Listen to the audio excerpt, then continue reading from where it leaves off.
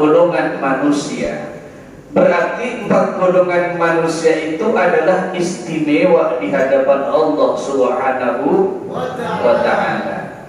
Apa 4 golongan tadi? Yang pertama adalah talil Quran, orang yang gemar membaca Al-Quran, orang yang hidupnya bergantung dengan Al-Quran. Bulan Ramadan ini adalah bulannya Quran, di mana Al-Quran diturunkan. Syahrul Ramadan alladzi unzila fihi al-Quran hudan lin-nasi wa bayyinatin minal huda wal furqan. Bulan Ramadan adalah di mana tempatnya Al-Quran diturunkan. Makanya karena diturunkannya di bulan Ramadan menjadi istimewa. Apapun yang berhubungan dengan Al-Quran, insya Allah akan menjadi istimewa.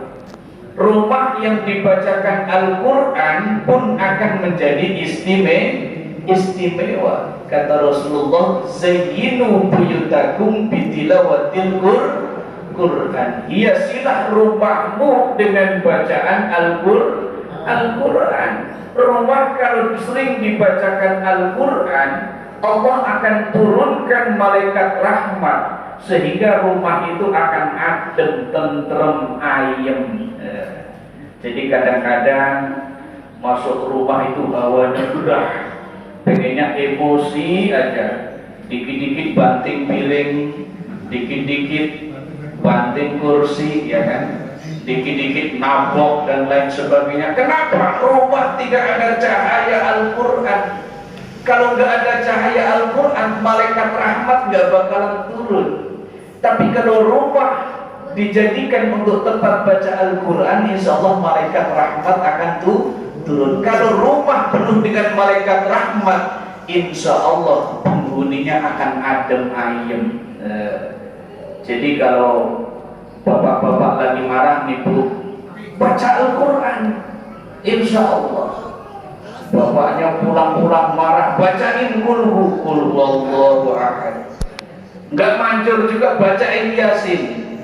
Yasin wal Qur'anil Hakim, insya Allah bapaknya akan bilang, emang gua udah mati ya Pak?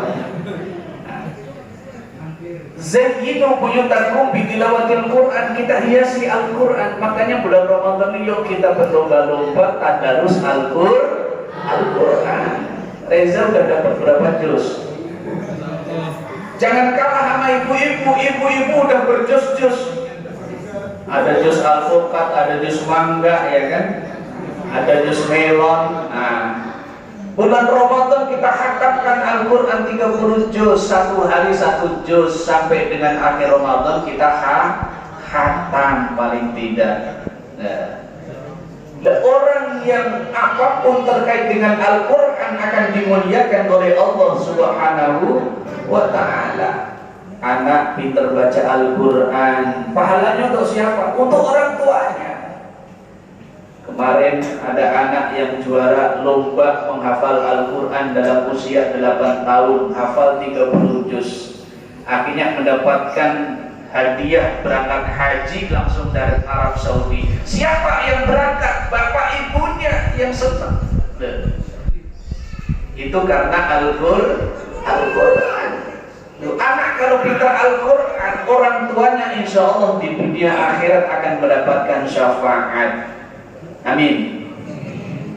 Bapaknya atau ibunya lagi sekarat misalnya, datang anaknya baca Waqiah, idza waqa'atil waqi'ah, adem. Orang kalau lagi sakit datang anaknya baca Al-Quran, itu paling tidak mengurangi beban psikologi sakitnya. Datang lagi adiknya yang masih kecil baca Qul huwallahu ahad, adem. Coba kalau anaknya nggak bisa baca Al-Quran, ibunya lagi terbaring sakit dalam sakaratul maut, bukannya dibacain Al-Quran karena anaknya nggak kenal Al-Quran, kenalnya cuma nyanyi di pinggir jalan. Wahai ibundaku, saya persembahkan sebuah lagu untukmu yang berjudul Terlena. Tabat mati nanti mahnya. Al-Quran Makanya anak-anak yuk jangan lupa belajar Al-Quran. Barang siapa rajin membaca Al-Quran, janji Allah akan dirindukan oleh surga. Dalil Quran, orang yang mau belajar Al-Quran. Dan Al-Quran ini mukjizat yang luar biasa, Pak. Apapun yang berhubungan dengan Al-Quran akan dimuliakan. Kertas, kalau kertas itu akan ditulisin sebagai kasbon hutan, itu akan dibuang di tempat sampah. Betul nggak? Kalau kertas itu digunakan untuk membungkus nasi uduknya habis, kertasnya dibuang di tempat sampah. Tapi begitu kertas ditulisi dengan ayat-ayat Al-Quran, maka kertas itu akan menaik derajatnya menjadi mushaf Al-Quran. Bawanya pun juga nggak sembarangan, nggak nenteng kayak sembako, bawanya begini karena Al-Quran. Padahal itu kertas biasa, bahannya sama dengan bungkus nasi uduk. Berhubung untuk menulis Al-Quran, mendapatkan berkahnya dari Al-Quran, menjadi kertas yang istimewa, menjadi mushaf Al-Quran. Itu yang pertama, yang dirindukan oleh surga, orang yang gemar membaca Al-Quran. Al-Quran ini dibaca kapanpun pantas. Malam-malam baca Quran pantas, siang pantas, pagi pantas. Lagi senang baca Al-Quran pantas, lagi sedih apalagi. Orang pernikahan dibacain Quran pantas nggak? Pantas. Nikah kadang-kadang diawali dengan baca Al-Quran. Bahkan Al-Quran ini bisa untuk pengganti mas kawin. Jadi Reza nanti kalau mas kawin, nyari mas kawin jangan susah-susah. Dengan mas kawin dibacakan Al-Quran 30 juz, hafal. Wow, keren itu. Iya, mas kawinnya apa? Menghafal Al-Quran 30 juz. Nah, kan keren. Kalau cuma dengan mas kawin seperangkat alat sholat dibayar tunai, itu mah udah biasa. Ya. Dengan mas kawin pembacaan Al-Quran 30 juz dibaca dengan hafal. Wah, keren itu. Apakah boleh? Boleh dan sah. Saking hebatnya, mulianya Al-Quran tuh ya. Yang pertama, orang yang gemar baca Al-Quran. Talil Quran. Yang kedua, wa hafidhil lisan, orang yang bisa menjaga lisan. Kenapa? Banyak terjadi pertikaian, banyak terjadi permusuhan, gosip, apalagi itu sumbernya dari mulut. Walaupun mulut pakai masker, tapi tetap aja karena biasa gosip, tetap aja gosip. Nah ini hati-hati. Pepatah mengatakan mulutmu harimaumu. Artinya apa? Banyak terjadi permusuhan gara-gara mulut. Makanya orang yang pandai menjaga lidah kita di dalam berbicara, insya Allah termasuk satu golongan yang dirindukan oleh surga. Yang ketiga, wa mut'imil ji'an, orang yang bisa mau memberikan makan kepada orang yang lapar. Termasuk para donatur hari ini luar biasa. Ini kan orang pada kelaparan semua ini. Iya. Ya, soalnya saya dari pagi belum makan soalnya. Nah, orang yang mau memberi makan orang yang lapar, memberikan berbuka puasa ini, insya Allah kita doakan donatur kita hari ini menjadi calon orang yang dirindukan oleh surga. Nah, memberi makan orang lapar konotasinya adalah bukan sekedar makanan, artinya bersedekah.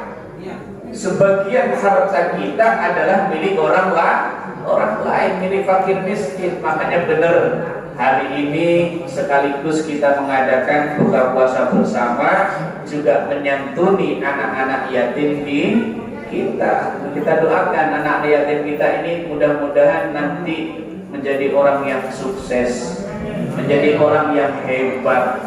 Karena pengalaman sejarah membuktikan banyak orang-orang hebat itu justru berangkat dari dia meninggal ayah atau ibunya. termasuk baginda Rasulullah sallallahu alaihi wasallam, dia adalah seorang anak yatim. Maka nama lain baginda Rasulullah adalah Abul Yatama, bapaknya anak yatim. Maka siapa yang berani bersedekah, berinfak, memberi makan orang yang lapar, insya Allah akan dapat jaminan orang yang dirindukan oleh surga. Nabi Allah Ibrahim itu nabi kaya dia, Pak. Nabi Allah Ibrahim itu kaya, ontanya itu ribuan. Setiap hari Nabi Allah Ibrahim tidak pernah makan kecuali mencari orang yang bisa diajak makan bareng sama dia. Itu Nabi Ibrahim tuh. Jadi kalau mau makan sarapan pagi nih, muter Pak nyari orang yang mau diajak makan di rumahnya. Ada nggak Pak orang model begini? Kalau ada, saya mau muter tiap pagi gitu loh. Jadi kan bisa dapat sarapan gratis. Ini Nabi Ibrahim tidak pernah makan kecuali dia mencari tamu, mencari orang supaya mau makan di rumah dia. Kenapa? Saking syukurnya dia kepada Allah. Dia diberikan kekayaan yang melimpah. Dia tidak mau makan sendiri, berbagi kepada orang lain. Nah, ini. Yang keempat, orang yang dirindukan oleh surga adalah waso ini Nabi Syahri Ramadan. Orang yang berpuasa di bulan suci Ramadan. Mudah-mudahan kita puasanya diterima oleh Allah Subhanahu wa ta'ala. Nah, puasa yang bagaimana yang akan dirindukan oleh surga? Nah, ini karena kata Rasulullah, nanti banyak orang yang berpuasa hanya mendapatkan lapar dan dahaga dan menggugurkan kewajiban, dia tidak akan mendapatkan pahala puasa. Kenapa? Boleh dia bisa menahan lapar dan dahaga, tapi kadang-kadang tidak bisa menahan mulutnya dari ngomongin orang lain. Betul? Boleh karena kita mampu untuk menahan lapar dan dahaga, tapi dalam hati banyak ngedumel, kurang bersyukur kepada Allah Subhanahu wa ta'ala. Nah, ini termasuk yang merusak pahala puasa adalah ghibah, membicarakan aib orang lain. Hati-hati. Jadi kita, laparnya kita ini sia-sia. Supaya laparnya kita benar-benar dicatat oleh Allah menjadi puasa yang berkualitas, kita jaga dari hal-hal yang membatalkan puasa. Makanya dalam kitab Taqqiqul Qaul